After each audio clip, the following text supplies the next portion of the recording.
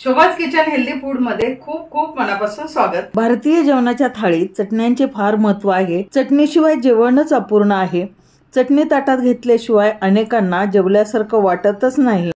जिभेला चव आणणारी आणि जेवणाची रंगत वाढवणारी, ताटाची शोभा वाढवणारी लसूण चटणी कशी बनवायची हे पाहणार आहोत। ही चटणी सुकी असल्याने 2 ते 3 महिने आरामशीर टिकते। जेव्हा भाजी नसेल तेव्हा किंवा आवडीची भाजी नसेल त्यावेळी चपाती, भाकरी, ब्रेड कशाही सोबत अतिशय सुंदर लागते। जेवताना तोंडी लावण्यासाठी वडापाव, समोसा, भजी यासोबत एक नंबर लागते।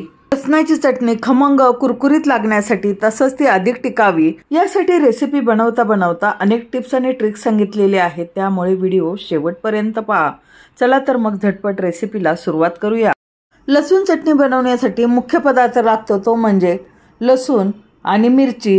100 ग्रॅम बॅडगी मिरची घेतली, 2 तास उन्हात वाळवली। रंग पहा किती छान आहे आणि अशा प्रकारे त्याची जी कातडी असते ती सुरकुतलेली असते आणि लांब असतात, कमी तिखट असतात, चवीला उत्तम असतात। ह्या मिरचीमुळे चटणीला रंग छान येतो। मिरच्यांची देठं काढून त्याचे तुकडे करून घेतले। याप्रमाणे तुकडे करून घेतल्यामुळे मिरच्या भाजणं सोपं जातं, तसंच मिक्सरच्या भांड्यामध्ये लवकर बारीक होतात। 1 वाटी सालीसहित लसूण, वजनी म्हणाल तर 50 ग्रॅम आहे। 1 छोटी वाटी सुक्या खोबऱ्याचा किस, अर्धा कप शेंगदाणे आणि पाव कप पांढरे तीळ या सर्व साहित्यापासून प्रोटीनयुक्त लसूण चटणी बनवणार आहोत। चटणी भाजताना किंवा मिरच्या भाजताना नेहमी पसरट आणि जाड तळाचा पॅन घ्यायचा। शेंगदाणे, खोबरं, तीळ हे आपण वेगवेगळं भाजून घेणार आहोत, कारण प्रत्येकाची साईज वेगळी आहे। सुरुवातीला शेंगदाणे भाजले। शेंगदाण्याला डाग पडायला लागल्यानंतर गॅस स्लो केला आणि मग त्यामध्ये सुकं खोबरं टाकलं। सुकं खोबरं लगेच भाजलं जातं, एका ताटामध्ये काढून घेतलं। तीळ हे आपण वेगळे भाजणार आहोत, कारण तीळ पटकन भाजले जातात। तर सेम पॅनमध्ये पांढरे तीळ अगदी तडतड उडेपर्यंत भाजून घ्यायचे आहे। पाहू शकत असाल आवाज कसा येतो आणि अगदी तडतड उडतात। असे तीळ खमंग भाजल्यामुळे चटणी अधिक चविष्ट लागते। सेम ताटामध्ये तीळ काढून घेतले, चमचा तेल टाकलं। या चटणीला तेल अतिशय कमी लागतं। स्लो गॅसवरती मिरचीचे काप आहेत किंवा मिरच्यांचे तुकडे केलेले आहेत ते भाजून घ्यायचे। तुम्हाला बिया नको असतील तर बियाशिवाय घ्या, पण बिया जरी टाकल्या तरी फारशी तिखट लागत नाही। 2 ते 3 मिनिट छान मंद गॅसवरती अशा मिरच्या कुरकुरीत होईपर्यंत भाजून घ्यायच्या आणि त्याच मिरच्यांमध्ये जे सुरुवातीला भाजून घेतलेले शेंगदाणे, खोबरं आणि तीळ आहे ते टाकायचं आणि पुन्हा फक्त गरम पॅनमध्ये व्यवस्थितपणे मिक्स करायचं।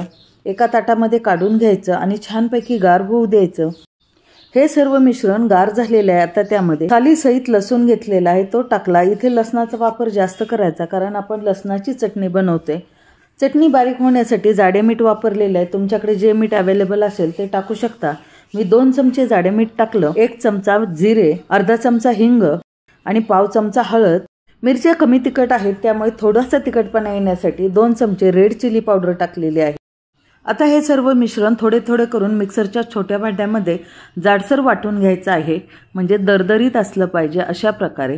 आणि पाहू शकत असाल एकदम कोरडी सुटसुटीत खमंग खुसखुशीत अशी लसूण चटणी तयार झालेली आहे। उरलेलं सर्व मिश्रण सुद्धा मी याचप्रमाणे वाटून घेतलं। आता ही चटणी काचेच्या कोरड्या आणि स्वच्छ भरणीमध्ये भरून ठेवायची। यामध्ये तीळ, शेंगदाणे, खोबरं टाकल्यामुळे ही चटणी अतिशय पौष्टिक आहे, प्रोटीनयुक्त आहे। रेसिपी जर खरंच युजफुल वाटली असेल तर याप्रमाणे एकदा तरी लसणाची चटणी बनवा, पहा, नक्की आवडेल आणि तुम्ही नेहमी याचप्रमाणे चटणी बनवाल याची खात्री मी देते। वेळात वेळ काढून व्हिडिओ पूर्णपणे पाहिल्याबद्दल धन्यवाद। पुन्हा भेटू नवीन रेसिपीमध्ये, तोपर्यंत बाय बाय, टेक केअर।